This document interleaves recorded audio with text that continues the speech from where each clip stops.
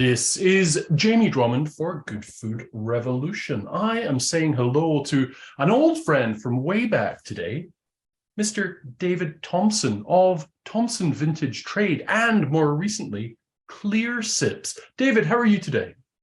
I'm doing very well, Jamie. Thank you.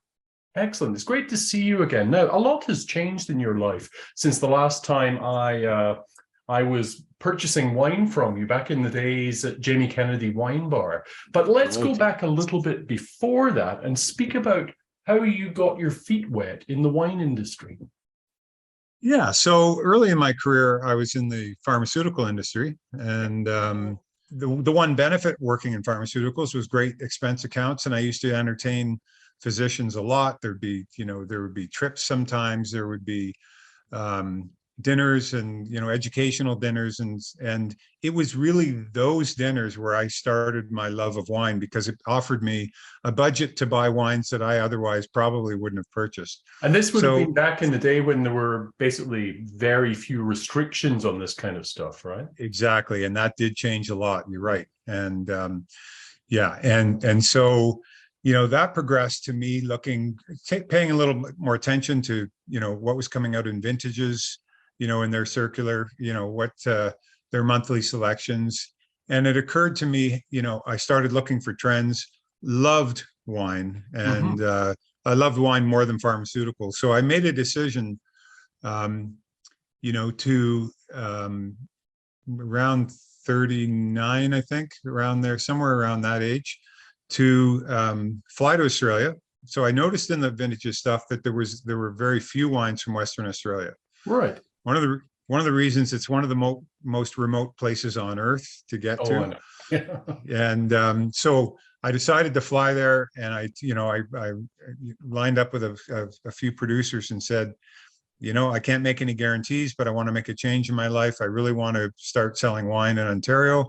Will you put your trust in me? And I was able to find half a dozen wineries to do that. Came back, through a year-long process of waiting for wine to arrive, slowly built up my consignment agency. And that's kind of what started me off into the wine trade. Well, that's how we met, right? Because I can remember That's exactly buying some great wines from you back in the day. Which brings us to Clearsips. Clearsips is well, I find it quite a fascinating business concept, and something that seems to be right on the nose right now. You seem to have you're riding the zeitgeist of sobriety and the sober curious. Please tell us how Clearsips came about, because it's wholly a family affair, isn't it? It totally is, yeah. So along with the rise in consumption of Australian wine, was a concurrent rise in my own consumption of wine. Right. And and I liked it a little bit too much, and to the point where it really started to become a bit of a problem for me personally, and for my wife. And so we both made a decision 9 years ago, believe it or not, to stop consuming alcohol. That had little to do with my ability to choose wines on the alcohol side. I was still tasting hundreds of wines, and still do taste many wines. Professional wine tasters don't swallow, so there's really no difference between how I would choose a wine and how a professional taster would review a wine.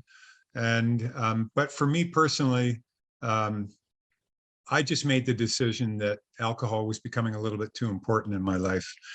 And so we decided to stop drinking about 9 years ago. And at that time, there was literally nothing to drink. If you were choosing not to drink alcohol, you could drink,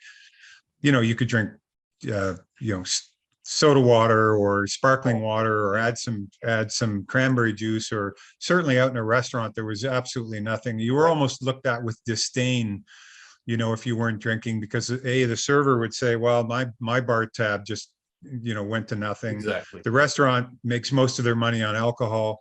So, we were viewed very kind of poorly back in those days. And so, along comes a client of my wife who's she helps women who have decided to remove alcohol from from their lives. She does some sobriety coaching. And one of her clients literally a year ago said, you know, with your experience and your husband's experience in the wine business, you really should take a look at what's happening out there in the world. There are so many more options that are starting to become available out there. And so we sat down, took a serious look, and indeed, you know, around the world, not Canada, but around the world, this was happening all around us. Europe is probably 10 years ahead of us. The UK is quickly catching up, but they were ahead of us. Everybody was ahead of North America in this non-alcoholic beverage trend. So I essentially used the same model that I used for my wine agency and started to search out who are the best suppliers out there in the world that are doing a really good job now. And I started a process of tasting hundreds of products. You know, I got samples from all these suppliers. And I think what the suppliers liked, you know, in talking to me that they might not have in talking to just another importer who wanted just to, you know, put up an online, you know, site and start selling non-alcoholic beverages, is my experience in the wine business. I see. Because that brought along with it the whole experience with restaurants on premise, which is a very important part of how people may taste products for the first time. They certainly taste a lot of wines for the first time on the alcohol side, and then go on to find the agent and purchase wines. And I think using that approach, it allowed me to vet using the team that works for me to try to find really the best products that were out there. And you've also honed your palate over all these years, and one can apply the same kind of principles when one is tasting a non-alcoholic beverage, surely. For sure. Absolutely. Yeah. And yeah, and so that's the process that we used, and we found some great products out there. We launched in May of 22, so we're only 8 or 9 months old, but we've seen just an astronomical growth just in that short time. And there's lots and lots of reasons that we can probably get into as to why that is the case. But we feel like we came along at a reasonably good time. We're still very early in this market, in Canada and the US, but you can see around you what is happening out there, and people are really starting to examine their relationship with alcohol. And I just want to say straight up, I have nothing against alcohol. That's a personal decision that I made. I certainly do not judge other people. It's a personal journey for everybody, and that's where it should stay. And nobody else should be saying anything about one's personal journey, and I don't, certainly. So, well, as you well know, this is a subject very close to my heart, as my wife has been in recovery for some 12 years now. So I am constantly sampling a number of non-alcoholic beverages, and I write about them quite often. Some of the best ones I've tasted, one of them being one of your wines, actually. So what do you put this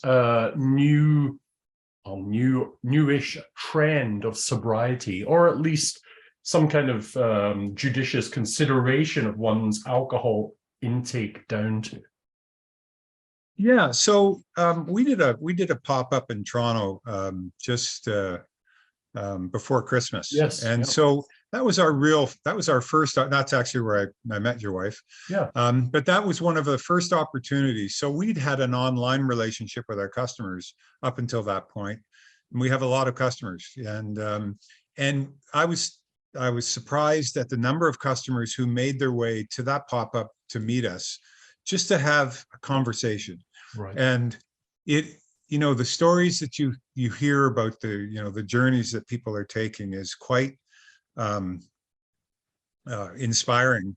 And it's so interesting that people who are looking to remove alcohol or lower their alcohol intake are far more excited when they find a product they like, than they are in talking about an alcoholic product that they like. There's this sense of, there's this energy, and I think some of the energy comes from just the vitality that you get when you're not consuming alcohol. You sleep better, your energy levels are higher, you're more engaged. You go out at 6 o'clock now and do something instead of being, worried about, drinking and driving and all those things. So there's all sorts of time in your life that opens up that you might not have had before. So not all of the demographic that you saw at the pop-up had gone through rock bottom or something like that. Many of them were simply folks who had decided to cut back on their alcohol intake. Exactly. Right. Yeah. Some had removed it completely, and some, and this is a big part of what we see, substitutors or blenders. So a substitutor, substitutes a non-alcoholic drink for an alcoholic drink. A blender might start with a non-alcoholic cocktail in a restaurant, for example, and then have a glass of wine with dinner. Right. So there's all sorts of variations out there as people, examine this relationship. But basically two things came up from a customer point of view. Yes. Those are health and stealth. So from a health point of view, we talked to a number of people who, baby boomers, for example, who have had a diagnosis in their life where their physician has said, no more alcohol. Yeah. So some of them kind of get pushed into, finding alternatives. I see. And those people typically follow a path where they go to the grocery store, try go to Loblaws, try non-alcoholic wine or sparkling wine, aren't happy, and I think we may lose some people there where they just stop their journey right there and say, not for me. I'm just going to, I guess I'm out, I'm going to drink pop or I'm going to drink something else. But most people, or a lot of people, then continue the search. Then they go online, to some of the resellers that have non-alcoholic products. But they're taking a big risk because, there's a minimum amount you've got to spend to get free delivery, for example, and everybody wants free delivery. So some people are spending $100 or more to sample some products they've never tasted. And there's a lot of variability out there. And some products are good and some products aren't. Yeah. So we talked to a lot of people who said, I spent some money, and being able to come into the pop-up and sample products before they bought, you wouldn't believe how appreciative people were, because that's what's missing, right now, is that opportunity. That was just going to go to stealth. So I'll give you just a clear example. A young couple comes in, she's pregnant. They have a dinner party that weekend, 4 days later. They don't want to tell their friends that she's pregnant yet because it's kind of early on. So they bought the wine that you actually like, the Oddbird low intervention 2. Yes. They put that wine into an alcoholic wine bottle, a white alcoholic wine bottle, and served that to everybody at the table. Nobody said a word. And they were able just to continue on in the evening, and not a word was ever said about, why are you not drinking? Are you pregnant? Like all of these kinds of things. Yes, so that's one small example. But I think the bigger example is somebody's going to a Christmas party.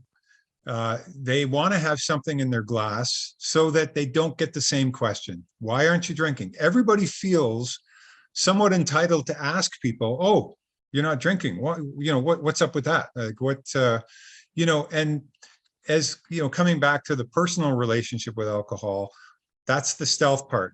People loved going to a party, having a non-alcoholic red or white or sparkling wine in the glass, feeling included with everybody else there at the party, walking around with a glass of wine in their hands, and never did that question ever come up. And they're happy because they're not consuming alcohol and they're not being questioned about alcohol. Interesting. And, people don't ask, for example, people don't ask you why you don't smoke, and so these people are at the stage in their, sobriety journey where they're questioning, why are people asking me why I don't drink alcohol? There seems to be this club, where you've left the club, and people get, people find that, something that seems to be on the table to be, to be discussed, when it really is none of anyone's business, as we would probably accept. In any other circumstance, you would never be asking those kinds of questions. So, anecdotally, I'd be curious as to the demographic that you're seeing as your major customer base. So the demographic really is, it is widespread. So, Okay. you know, we do have, from the health point of view, we have a number of older, people who, you know, are looking to find some, you know, a replacement. And then the younger people, like the millennials and the Gen X, Gen Y, Gen Z, this group of individuals, they have the same, they don't have the same affinity to alcohol that the baby boomers have. So, but they're very social. So we're seeing really quite a wide range, and for different reasons, why people are looking for non-alcoholic options. They want to be part of a group. They want to be social. They want to have something in their hand. They want to have some interesting things in their, you know, to drink. But alcohol isn't, you know, that isn't the driving factor. Whereas I guess the older you go and you approach the baby boomer generation, alcohol was always so important, and we're the largest consumer of alcohol, you know, among all the generations. You know, their reasons are slightly different. People, you know, find that they can't sleep as well as they used to when they consume alcohol. Some people become a little bit allergic to it in some ways, you know, either could be the alcohol itself, or it could be just, you know, other things that are impacting them from consuming alcohol. So they're looking, you know, for alternatives. So really, there is a fairly wide range of customers. I'd be curious as to the gender split. So I would say that, you know, this is anecdotal, again, Yeah. personal. Probably more women, Yeah. more female consumption in the younger generations. And in the older generations, it might be similar, but I think it approaches men and women very similarly. And because, you know, if you're looking at a health reason in particular, you know, men and women, it always used to be that men, you know, maybe had more coronary artery disease, or, you know, but I think that is, over time, has kind of evened itself out. Interesting. Yeah. So I think that that's what I'm seeing.